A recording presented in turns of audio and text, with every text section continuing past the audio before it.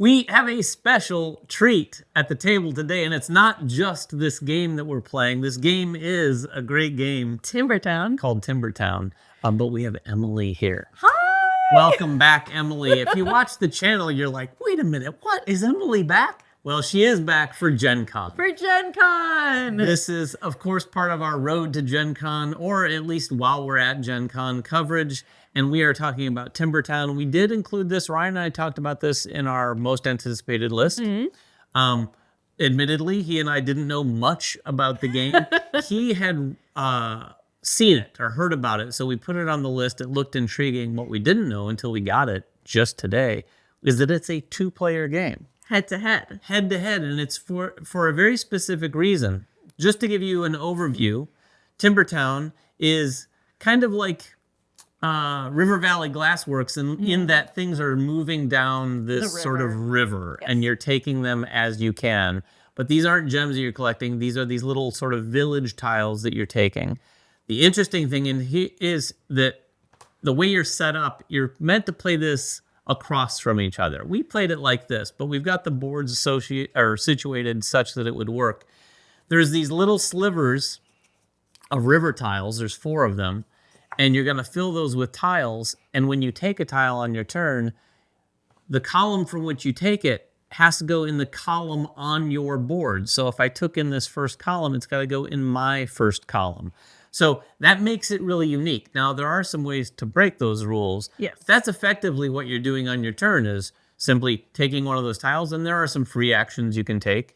And it's mainly about the tile placement. And then the second thing is also going to be the boardwalks, right? So yes, you also need to make sure that all the boardwalks are connecting in a legal way to another boardwalk. So it's like, is it in the right column? And is it the right boardwalk? And then from there, you're thinking about, okay, there are 7 different ways these different types of tiles are going to score. So how can I place it in that way that it will score? The ones next to it will score. And in the end, I'll be happy and won't mess anything up. Yeah, there are 7 different scoring cards that we have out. Now, we're using the ones they recommend for the first time you play, but there's a whole bunch of different scoring cards, and my assumption is you can probably shuffle up each deck and you take one of each color that's associated with the different tiles that you're going to get. So each game can be different, certainly different combinations. There's probably, I don't know what the math is behind that, but there's going to be a lot of different combinations of scoring.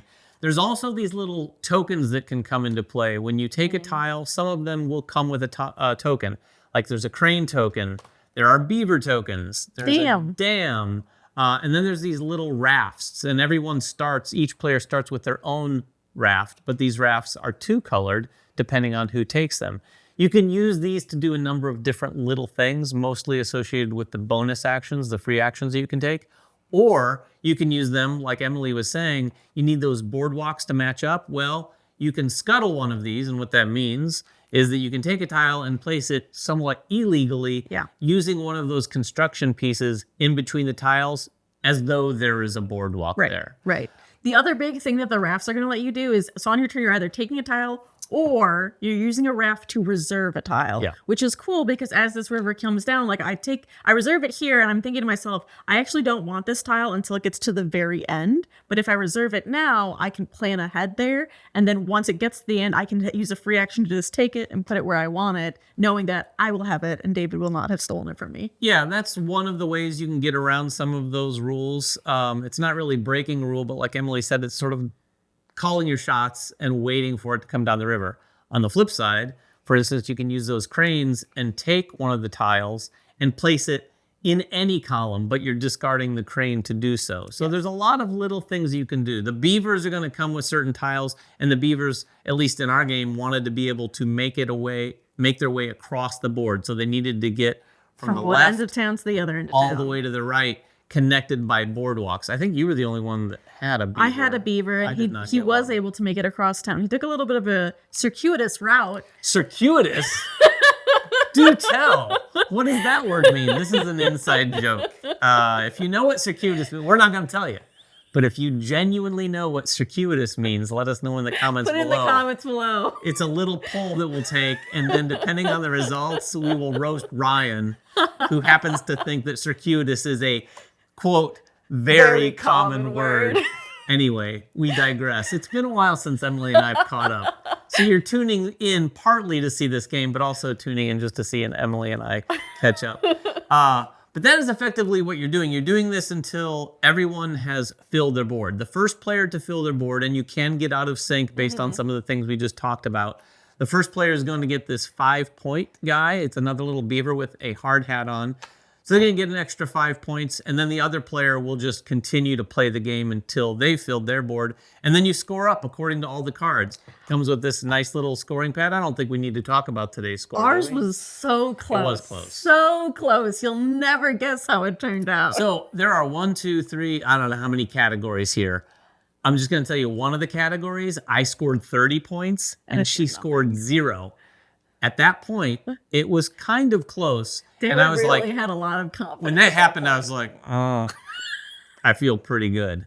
But the end score was 77 to 75, which again, I feel pretty good. It's nice when you can do this where you build a whole town and you're like, oh wow, it was really back and forth. It was really close. And I like the fact too that these cards, there are different ones for it. So we could play it again and do whole different ones and be like, it feel very different as a game. Yeah, it's a really, really clever little game. I think it's going to feel, if you're into tile placement, you'll like it. Or two players. The big twist, well, it is 2 players, but the big twist is the way those tiles come out, the way they kind of like get, if they come off the end of the board, they're taken out of the game. So you got to get them while they last.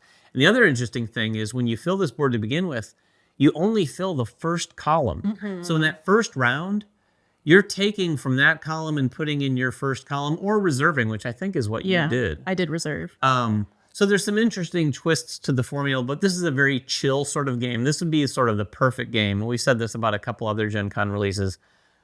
Playing with your partner over coffee. You can just knock this out. All you're doing is taking one of these tiles and putting it back at the top. And you probably won't hate each other by the end. So no, I don't think you'll hate each other too much. I mean, I hate Emily 2 points worth of hate. If we tied, that would have been nice. I don't know if there's a tiebreaker. We'll have to check that out. I'll put it in the comments below. And speaking of which, if you have any questions about the game, please put those in the comments below. We'll get down there and answer whatever we can. Until next time, make sure everyone has fun at the table. And say hi to Emily, too, in the comments. Hi. And we'll see you then.